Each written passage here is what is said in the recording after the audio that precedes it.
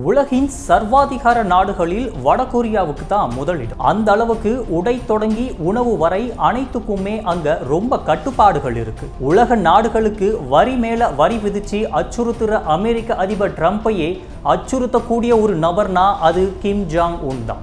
6 வருஷங்களுக்கு பிறகு Kim Jong Un சீன மண்ணுல காலடி எடுத்து வச்சிருக்கிறார். 2ஆம் உலகப் போர் வெற்றி கொண்டாட்டத்தின் 80வது ஆண்டு விழா சீனாவில் செப்டம்பர் 3ஆம் தேதி, அதாவது இன்று கொண்டாடப்பட்டது. இதில் ரஷ்யா, வடகொரியா, ஈரான் உள்ளிட்ட 26 நாடுகளுடைய தலைவர்கள் கலந்து கொண்டிருக்காங்க. இதன் மூலமாக கிம் ஜாங் உன் அதிக அளவிலான தலைவர்களை முதன்முறையாக ஒரே இடத்துல சந்திச்சு இருக்கிறார். அதோட ஜின்பிங், புதின் 2 பேர் கூடவும் அவர் பேச்சுவார்த்தையும் நடத்தி இருக்கிறார். உக்ரைனுக்கு எதிராக போர்ல ரஷ்யாவுக்கு ஆயுதங்களை வடகொரியா கொடுத்து உதவுது. இதன் காரணமாக கிம் ஜாங் உன்னுடைய இந்த சுற்றுப்பயணம் உலக அரங்குல பல விவாதங்களை ஏற்படுத்தி இருக்கு. இது அமெரிக்காவுக்கு ரொம்பவே பயத்தை ஏற்படுத்தி இருக்குன்னே சொல்லலாம். இதற்கிடையே தொழில்நுட்பம் எவ்வளவோ வளர்ந்துட்ட இந்த காலத்துல சுமார் 24 மணி நேரம் ரயில்ல பயணம் செஞ்சு கிம் ஜாங் உன் சீனா போயிருக்கிறார். இதுக்கான காரணம் என்ன, இந்த ரயிலோடைய சிறப்பு அம்சங்கள் என்ன, அதில் இருக்கிற வசதிகள் என்ன ஆகியவை குறித்து இங்கே விரிவாக பார்க்கலாம். கிம் ஜாங் உன்னுடைய தந்தை கிம் ஜாங் இல் மற்றும் தாத்தா கிம் இல் சுங் 2 பேருக்குமே விமான பயணத்தில் அச்சம் இருந்ததா கூறப்படுகிறது. அந்த வரிசையில் வெளிநாட்டில் தங்கி படித்தவராக இருந்தாலும் கிம் ஜாங் உன் தாத்தா அப்பா மாதிரியே விமான பயணங்களில் அதிகம் மேற்கொள்றது கிடையாது.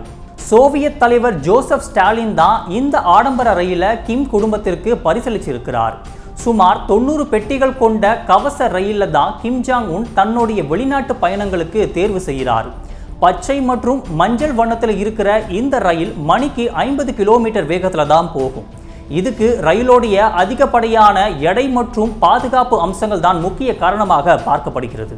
ரயிலோடைய அனைத்து பெட்டிகளுமே குண்டு துளைக்க முடியாதவை. ராக்கெட் லான்ச்சர் வந்தாலும் கூட இந்த ரயிலை எதுவுமே பண்ண முடியாது.